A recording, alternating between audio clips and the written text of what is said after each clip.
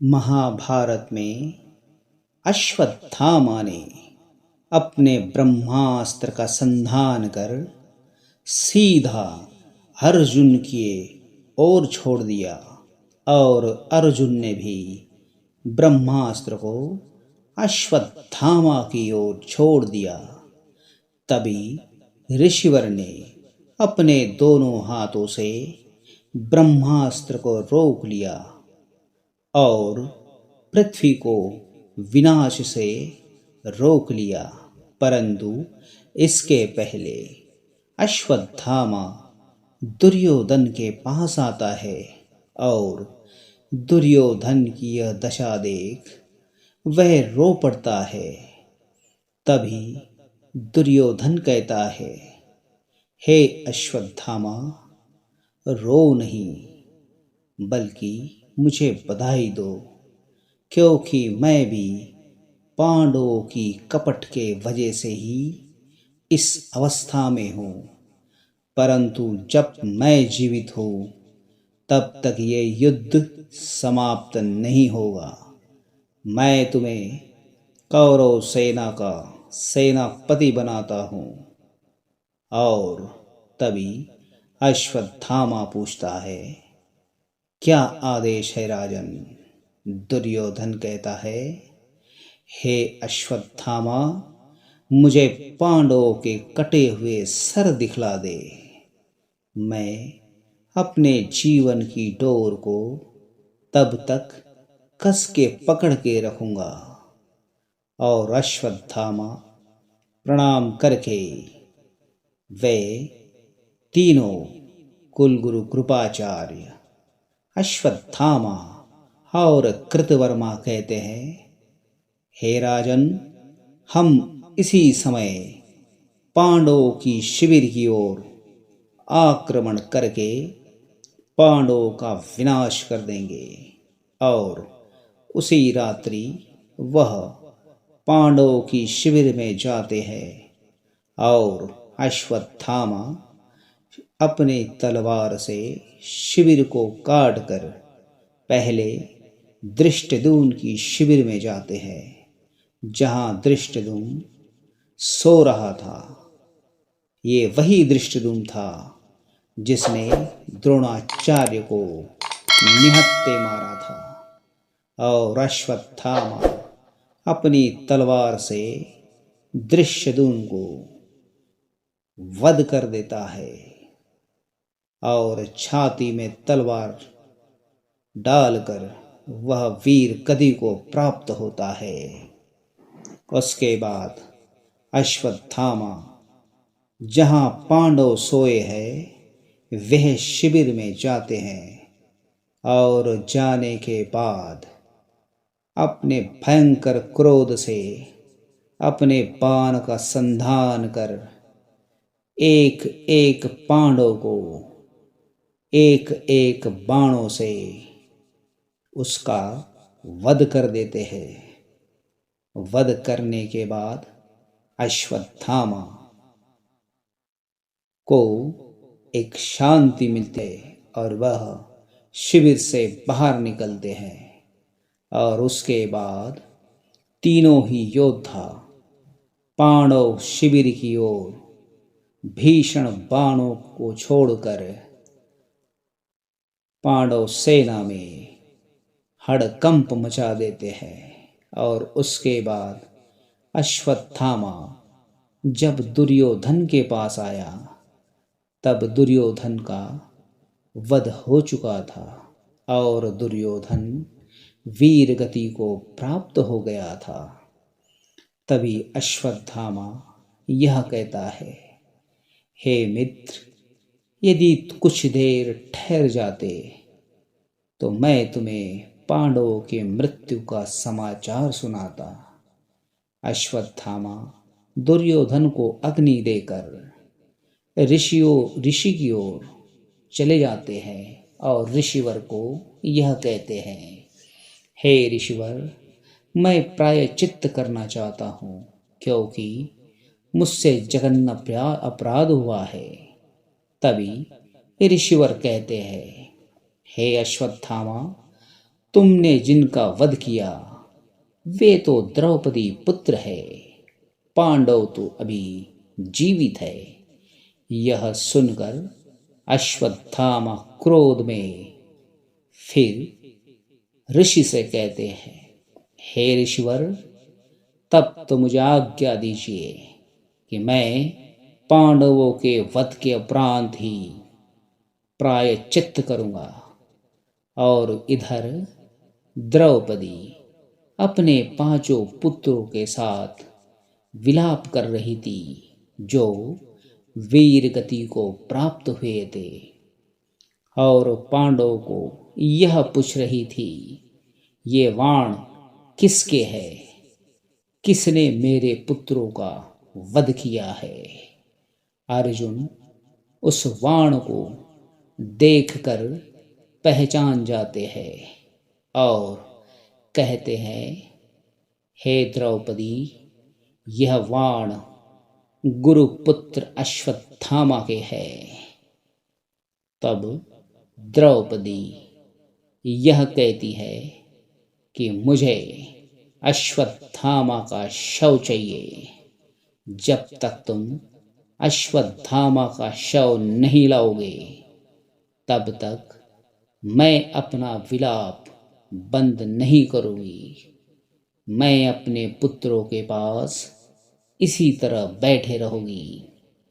तभी वासुदेव कृष्ण वहां पर द्रौपदी की ओर आते हैं और द्रौपदी के पास जाकर उसके सर पे हाथ रखकर कहते हैं, हे कल्याणी, यह असंभव है, क्योंकि अश्वत्थामा अमर है, उसका वध नहीं हो सकता।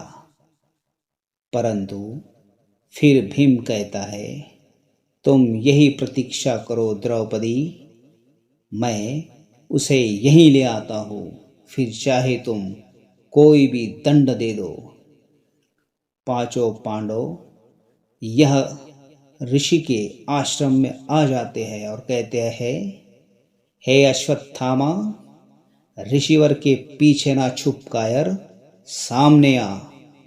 और सभी पांडव ऋषिवर को प्रणाम करते हैं और ऋषिवर भी उन्हें आयुष्मान भव का आशीर्वाद देते हैं। अश्वत्थामा पांडवों को जीवित देखकर इतने क्रोध में आते हैं कि कुटी में से एक सरकंडा निकाल लेता है और उसी सरकंडे को अभिमंत्रित करने लगता है। ओम ब्रह्माय नमः। और ब्रह्मास्त्र उसके हाथ में आते ही कहता है, हे ब्रह्मास्त्र, तुम जाकर पांडवों का सर्वनाश कीजिए। और ब्रह्मास्त्र को तीव्र गति से पांडवों की ओर चला देते हैं।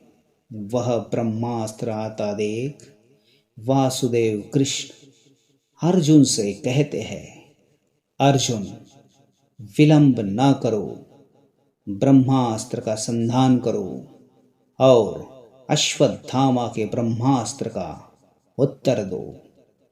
अर्जुन ब्रह्मास्त्र का संधान करके अश्वत्थामा के ब्रह्मास्त्र का उत्तर देते हैं अपने ब्रह्मास्त्र से। दोनों ही ब्रह्मास्त्र देखकर ऋषिवर अपनी शक्ति से दोनों ही हाथों से ब्रह्मास्त्र को एक दूसरे से टकराने से बचा लेते हैं और तभी कहते हैं, अश्वत्थामा, अर्जुन, क्या तुम्हें गुरु द्रोणाचार्य ने यह नहीं सिखाया कि ऐसी शक्तियां युद्ध के लिए नहीं होती? हे वासुदेव, तुमने भी अर्जुन को नहीं समझाया?